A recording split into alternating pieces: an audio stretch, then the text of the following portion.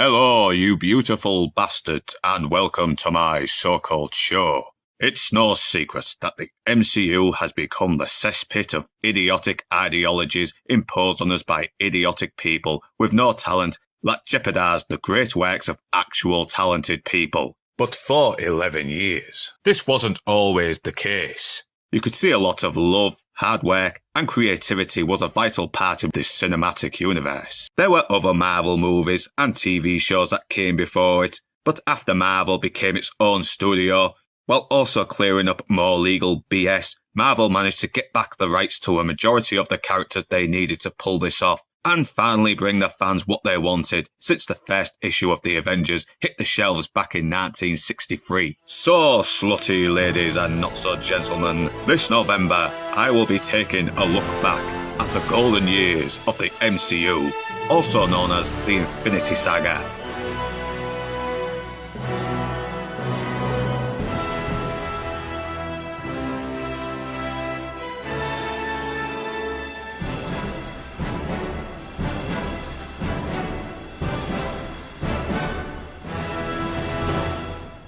Let's not waste any more time as we begin Phase 1 of the Infinity Saga with Iron Man.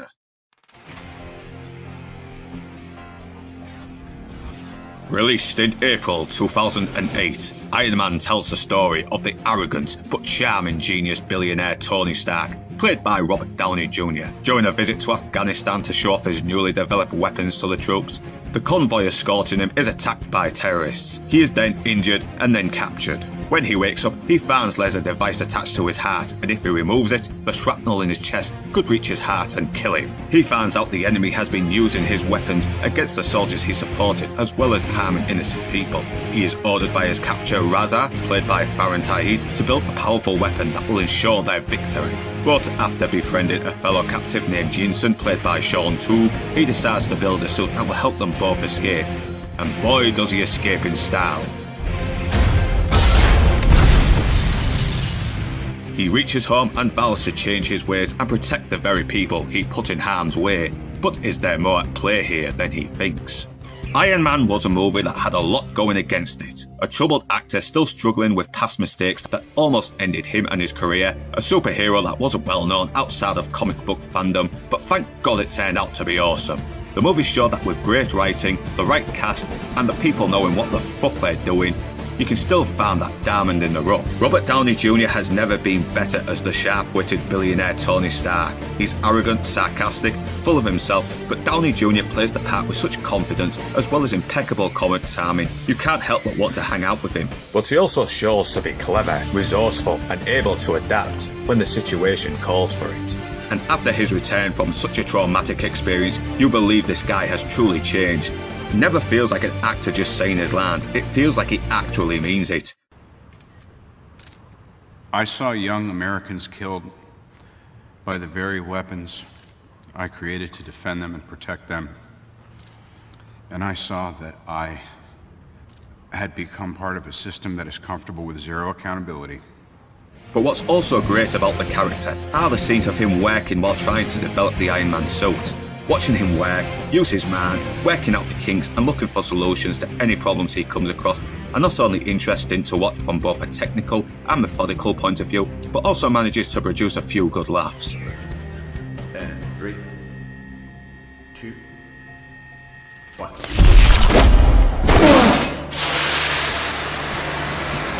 Downey doesn't just play Iron Man. I am Iron Man.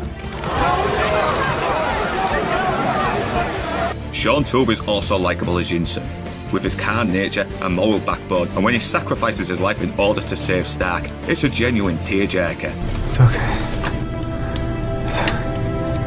I want this. I want this.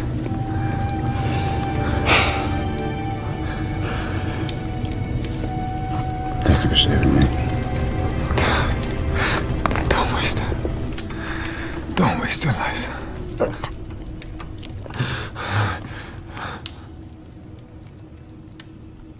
The rest of the cast are also very good in their roles. Gwyneth Paltrow is very likeable as Tony's assistant Pepper Potts, who while loyal will still call him out on his bullshit. Yet is always there for him no matter what. Terrence Howard is funny as Roddy, and just like Pepper, the movie does a great job establishing the history they've had with Tony without the lazy exposition dumps. Jeff Bridges is intimidating as Tony Stark's former friend turned enemy Obadiah Stane, and we also have small but welcome appearances from Paul Bettany as Jarvis, Jon Favreau as Happy Hogan, Clark Gregg as Agent Coulson, Leslie Bibb as Christine Everhart, and Samuel L. Jackson. The story is well written, and Stark's development from arrogant narcissist to altruistic hero does feel consistent as well as emotional. The dialogue is sharp, and the way they shoot the flying scenes really do make you feel like you're soaring in the air.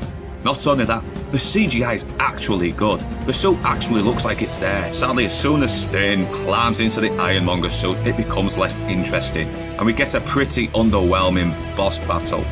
But overall, despite a weak third act, this is a funny, witty, action-packed but emotional tale with a lot of heart.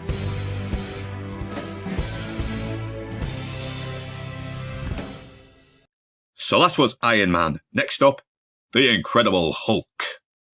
So with Iron Man being a smash hit at the box office, the MCU seemed to be off to a great start. But could the next entry be just as successful?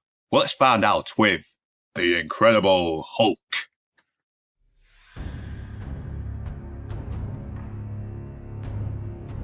Released in June 2008, The Incredible Hulk serves as a reboot and kinda sequel to Ang Lee's 2003 Bowfest Hulk, with Bruce Banner, played by Edward Norton, flying low in Brazil after his failed experiment transformed him into a not-so-jolly green giant, almost killing his girlfriend Betty Ross, played by Liv Blowjob Lips Tyler, and also becoming the objective of her father General Ross, played by the late William Hurt, who wants to weaponise the gamma rays in his blood.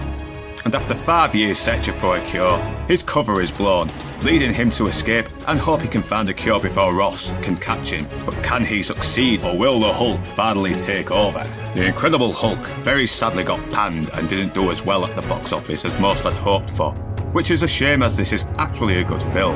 It's not perfect, but there's still plenty to make it worth your time.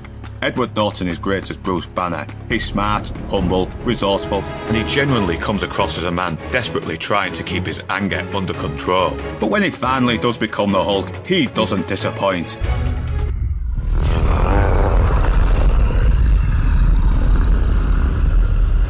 He's big, mean, intimidating, and the fact his body looks painfully shredded does make him look more like someone not to be fucked with compared to the soft, doughy Eric Banner version. And man, seeing him fuck shit up is never short of awesome. Remember when the Hulk was a genuine threat? A force of nature you could never be sure could be trusted, and had you wondering if he could turn on you without a second notice, before he was reduced to a bumbling tit and a monstrosity of a shit show.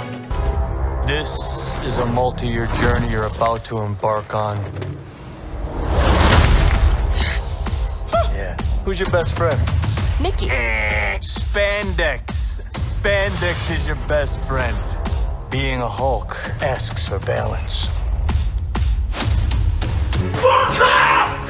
Fucking dick! William Hurt is also great as the ruthless General Ross, and Tim Roth is a capable adversary to Banner as Blonsky, whose addiction to a failed super soldier serum slowly transforms him into the Abomination. The Hulk scenes are fun, the destruction he causes does give you a real sense of danger, and there's also a cool rooftop chase between Banner and Blonsky's troops, with Craig Armstrong's score really adding to the drama of it. Also, we get a much better hint of the upcoming MCU. What if I told you we were putting a team together?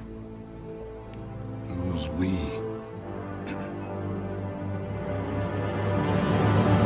Yeah, we had Nick Fury in Iron Man, but this really showed that Marvel was fully committed to getting these well-loved heroes together on the big screen for the first time. Sadly, Liv Tyler is bland as Betty Ross, and Tim Roth becomes less interesting once he does become the Abomination. I hear your group has all been making amazing progress. Every single person seizing their goal. Am I right?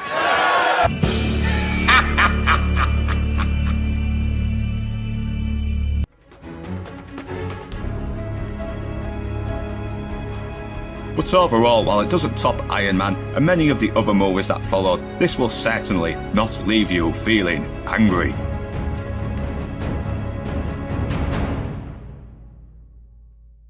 And that was The Incredible Hulk. Next up, Iron Man 2. So despite being a pretty decent movie, The Incredible Hulk failed to match the success of Iron Man. So could the franchise get back on track? Well, let's find out with Iron Man 2. Released in April 2010, Iron Man 2 picks up where the first one left off, with Tony Stark revealing to himself to be Iron Man to the entire world. Unfortunately, this gets the attention of Ivan Vanko, played by Mickey Rourke, who wants revenge against Tony. And it turns out he's also got the same blueprints for an arc reactor, and uses his own resources to build his own weaponized suit. Meanwhile, Tony now has the government on his ass, and worse, the device on his heart is slowly poisoning him, leading him to delve deeper into alcoholism. And with Vanko drawing in closer, can Tony find a way to overcome his enemies as well as himself? Iron Man 2 is an entertaining but convoluted mess that felt both rushed and incoherent. It feels like they had to throw as much crap at the wall to see what would stick. Boo! Pick a plot line! There's some good ideas, but they aren't executed as well as they should. Don't get me wrong, there's still a lot to like. Robert Downey Jr. is still funny as Stark, and he still plays the role with the same conviction we saw in the first Iron Man movie. The scenes with him sticking it to Senator Stern, played by the late Larry Davis, is still funny, and he's still as charming as ever, but the script sadly regresses his character. When we see our hero desperate and at the end of his wits, we want to see him prevail and not give up. Here, he delves more and more into self-destruction, which is a huge step back from the progress we saw him make last time. Don Cheadle replaces Terrence Howard as Rhodey, and despite trying his best, he feels more flat in the role, and he doesn't have the same chemistry as Howard did with Downey Jr. in the first Iron Man. Thankfully, old Donny Boy improved in the later movies. Mickey Rourke is sadly wasted, despite being a very cool, smart, ruthless badass. But he gets sidelined for Sam Rockwell's snivelling Justin Hammer. And don't get me wrong, Rockwell is very funny in the role, and I guess he's the dweeb trying to be as cool as Tony but always fails, but he never comes across as a genuine threat. Scarlett Johansson makes her first appearance as Black Widow, and she's sadly more wooden than I was seeing her in that catsuit. And thank God she got better as the series went on. The action is still pretty cool, the one-liners are still funny, and despite the multiple storylines with plot threads that go nowhere, it's still entertaining, thanks to Robert Downey Jr.'s charisma. So overall, it's a passable couple of hours, but sadly, it lacks the sincerity of the first, as well as the heart. So that was Iron Man 2. Next up, Thor. The first Iron Man had gotten the MCU off to a great start. Unfortunately, The Incredible Hulk and Iron Man 2 didn't do well as expected at the box office, and with an upcoming Avengers movie in the pipeline, it was looking like that universe wasn't going to measure up to the expectations being built up. So, would the latest installment bring a glimmer of hope? Well, let's find out with Thor.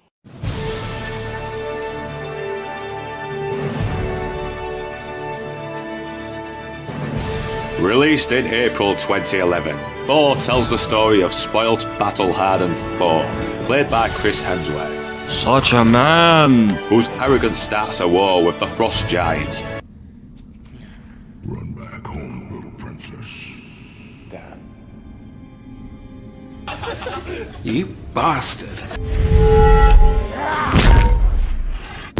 Forcing his father Odin, played by Anthony Hopkins, to strip him of his powers and his hammer and banish him to Earth. There he meets a young scientist named Jane, played by Natalie Portman. And with her help, he tracks down his hammer, only for things not to go as well as he planned.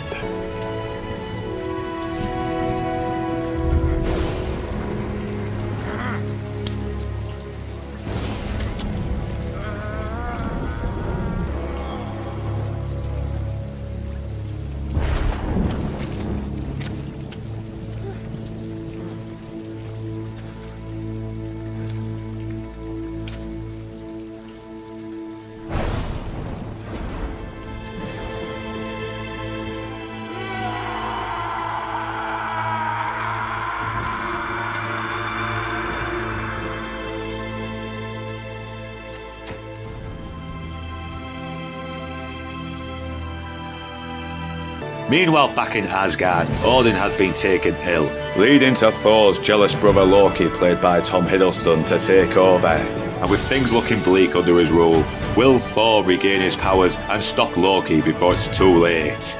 As someone who's never read the comics, I was sceptical that this would even be semi-decent. But it turned out to be a pretty fun flick, with some great performances. With some exceptions. Hemsworth convinces as Thor. He's arrogant, brash, but also charming. And when he finally realises his actions have caused more harm to the people he loved, he becomes a more humble, noble man. He really comes across as a guy who has changed and learned from his mistakes. Anthony Hopkins and Stellan Skarsgård bring much needed weight to the more fantastical elements. Oh, and Tom Hiddleston's pretty good in it too. He's not as good as he is later, but he still does well. And there are some very funny moments. I need a horse. We don't have horses, just dogs, cats, birds. And give me one of those large enough to ride. It's not perfect. Thor doesn't do much hammer slinging, as the majority of his screen time is spent as a mortal in a town in the desert. The action isn't the most exciting, and as great as a director Kenneth Branagh is, his overuse of the Dutch angles are fucking annoying. But still, it's very charming, with likeable characters, with one exception, a great cast, and you can see a lot of heart and passion has been put into making this. This hammer, while not fully polished, still manages to hit its mark.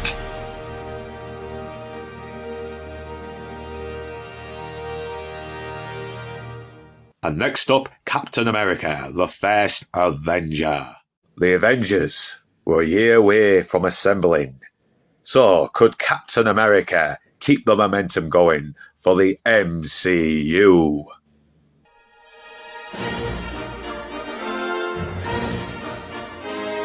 Released in July 2011, the story starts off with a body being discovered frozen in the ice.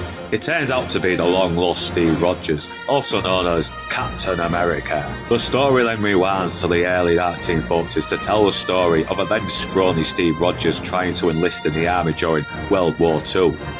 Constantly beat down by people bigger and tougher than him, rejected by the army, he is spotted by a scientist named Erkseid, who tells him he can help him become the hero he deserves to be. Because being injected with an experimental serum by a complete stranger isn't a dumb thing to do at all. Thankfully, the experiment turns out to be successful.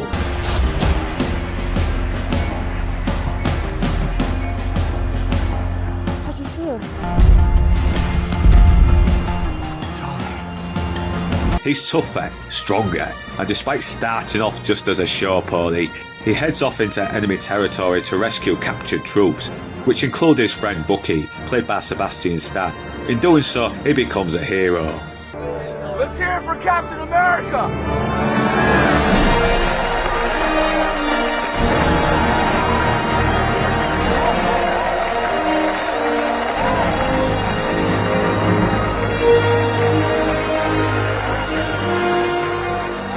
Such a man. I'd follow him to hell and back, I would.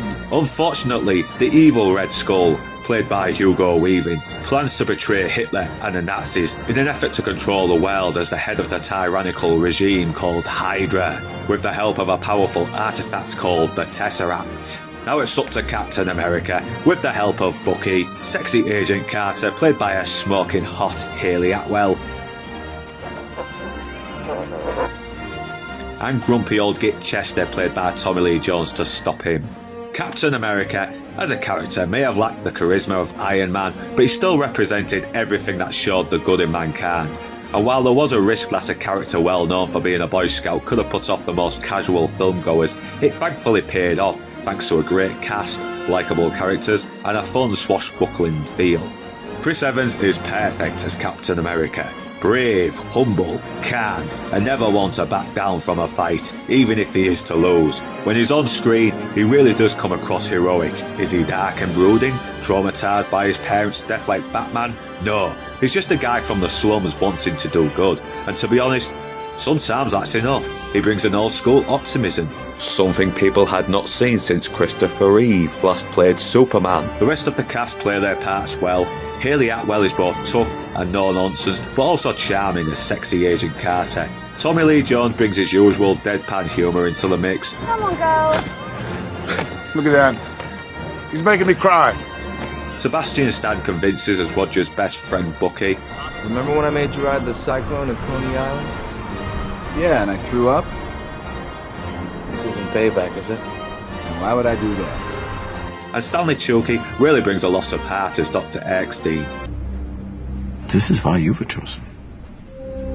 Because a strong man who has known power all his life may lose respect for that power, but a weak man knows the value of strength and knows compassion. Thanks. I think.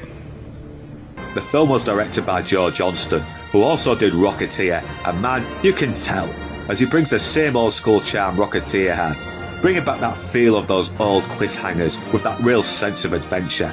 In fact, I once heard someone say it was like Indiana Jones meets Superman, and honestly, I can't help but agree. That's why I fucking love this. But there are still some heartbreaking moments. When characters die, it does feel tragic. And Captain America's sacrifice does feel genuine. Maggie? I'm here. You're gonna need a rain check on that dance. All right. A week next Saturday at the Stork Club. You got it. 8 o'clock on the dot. Don't you dare be late. Understood? You know, I still don't know how to dance.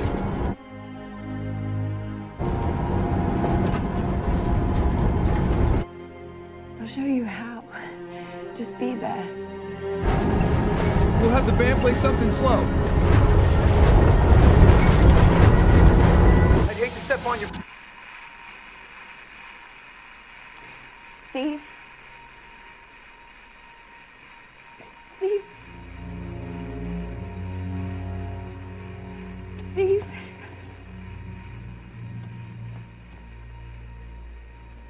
Which also leads to Cap waking up in the modern day New York, and it really does make you feel the loss this guy is going through. You gonna be okay? Yeah, I just... I had a date. Unfortunately, Hugo Weaving doesn't make much impact as the Red Skull. He plays the part well, but because his history with Captain America is reduced to a montage, we never really feel that sense of rivalry between these two. And since Red Skull was Cap's biggest rival in the comics, it does let the movie down. Overall, with an epic rousing score by Alan Silvestri, some genuinely heartfelt moments, and good old-fashioned patriotism, this is the film that makes you want to stand up and say only one word. America. And that was Captain America, the first Avenger. Next up, the Avengers. Or Avengers Assemble if you're a Brit like me.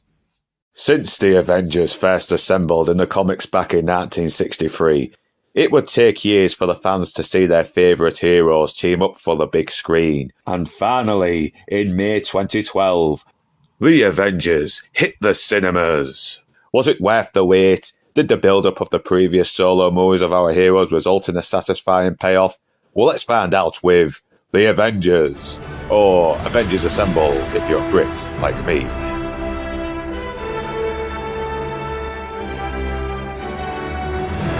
Nearly 70 years after the Tesseract was recovered, the Tesseract is now on the blink, and worse, Thor's brother Loki has returned and is obsessed with only one thing.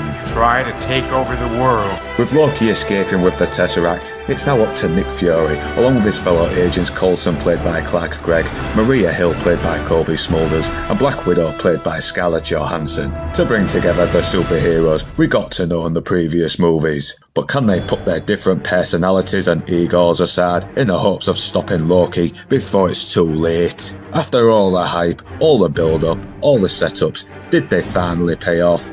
Yes, and yes. To see these characters and different personalities interact is what makes this movie. From Steve Rogers dealing with adjusting to his environment, Thor being a fish out of water, Banner trying to keep his anger controlled, to Tony Stark being his usual humble self. Big man in a suit of armor. Take that away, what are you? Genius, billionaire, playboy, philanthropist. All actors play their parts with conviction. No one looks like they're phoning it in. Even Scarlett manages to improve as Black Widow.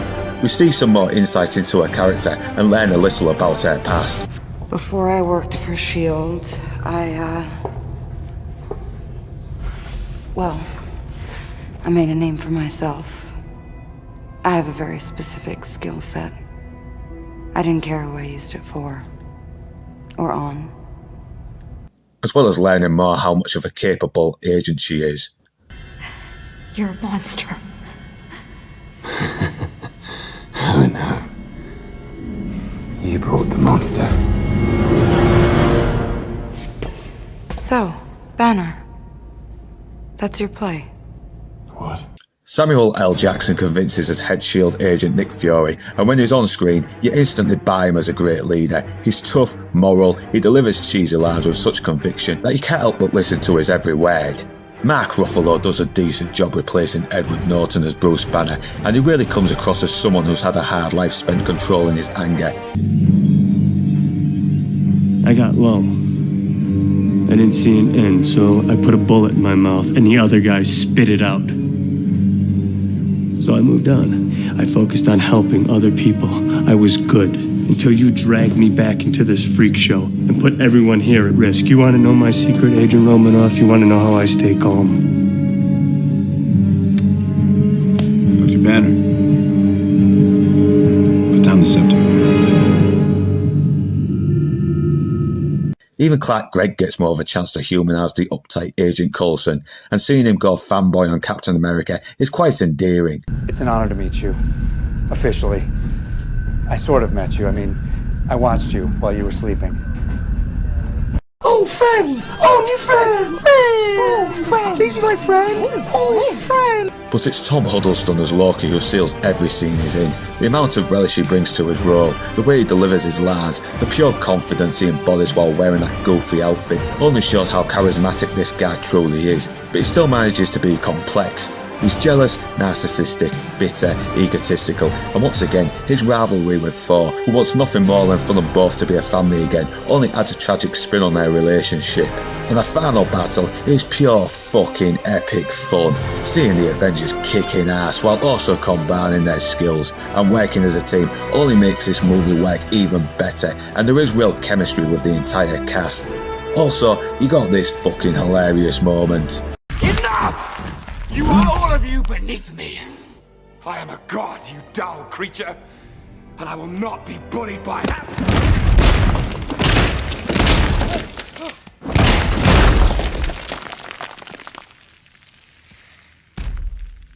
Puny god.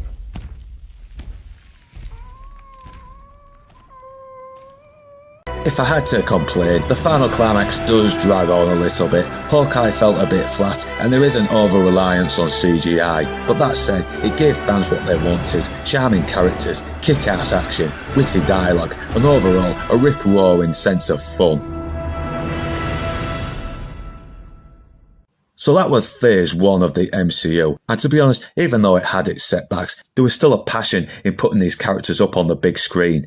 This was coming off a time where our superheroes were forced to appear more realistic and less fantastical, for fear they wouldn't be taken seriously by modern filmgoers. And with the MCU, it showed it was okay for superheroes to be superheroes, for comic book movies to be comic book movies. It brought a troubled movie star back from the brink, while also putting newcomers on the map. And while this phase wasn't perfect, it left us wanting more, while also leaving us knowing there was more to come. Next up, the beginning of phase 2 of the MCU, starting with Iron Man 3.